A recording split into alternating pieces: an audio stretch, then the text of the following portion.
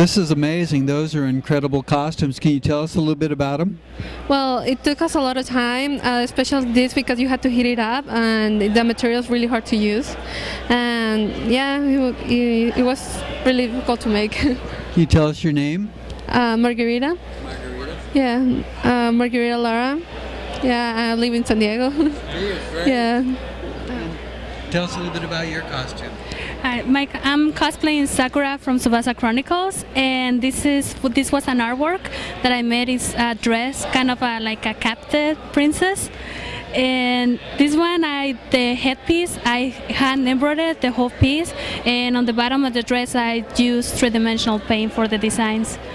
You know, that is just gorgeous. How long did it take to do all that embroidery and all that beadwork? This costume I've been working kind of slowly, but it took me almost a year. A year? How many hours would you say that was? I don't know, hundreds, I guess. A lot of time, yes. Wow, it had to be pretty expensive to get all that material and beadwork, wasn't it? Yeah, but I've been getting a little slower, so it doesn't feel that bad. Well, those are amazing costumes. Congratulations. I hope you guys win a prize.